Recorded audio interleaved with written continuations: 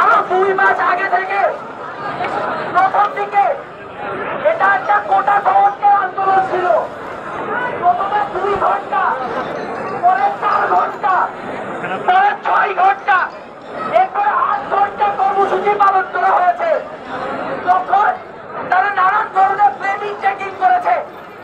কাউকে কোন ধরনের মূল্য দেওয়া হয়নি সরকার মহল থেকে। আমাদের সাথে আলোচনায় বসার কথা আমরা বারবার বলেছি, তারপরে আমাদের সাথে আলোচনায় বসা হয় নাই। এরপরে তারা কোটা থেকে 30 থেকে 9 দফায় করালো। যখন 9 দফায় করালো তখনও সরকার মহলের রক্ত পিপাসা কাটে নাই।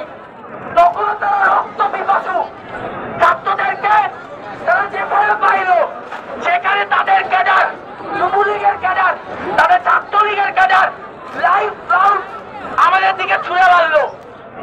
আমরা দেখেছি মাস্টারকে, আমরা মুক্তকে দেখেছি, আমরা আবু সাইদকে দেখেছি। এরকম আরো 400 থেকে 500 কিংবা তারও অধিক ছাত্র এবং সাধারণ জনগণকে দেখেছি আমরা। আপনাদের কি এতে রক্ত হরণ হয় না? আপনাদের কি হয় না?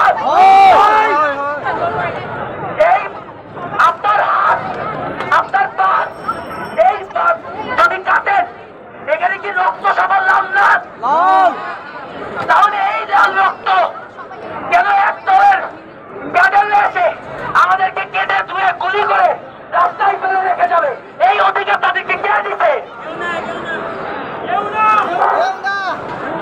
এই সরকারের শক্ত হাতে প্রতিহত করতে হবে। বিভক্ত প্রতিনিয়ত তারা ছাত্র হত্যা করেছে।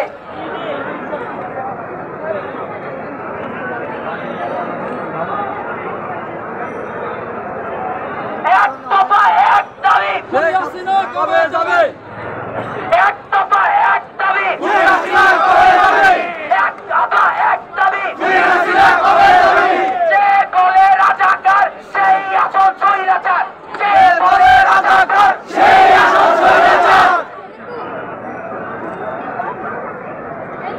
আমি একটু আবার বারবার বলতেছি, ডানে যারা আছেন এবং বামে যারা আছেন তারা একটু প্লিজ চেইন মেনটেন করেন। আর পিছনের দিকে আমার পিছনে যারা আছেন তারা একটু সামনের দিকে যে রাস্তায় বসে পড়ুন। পিছনে যাওয়ার কোনো কিছু নেই, আমরা এই জায়গাটা পিছাবো, একটু পিছাবো। আরো লোক আসছে।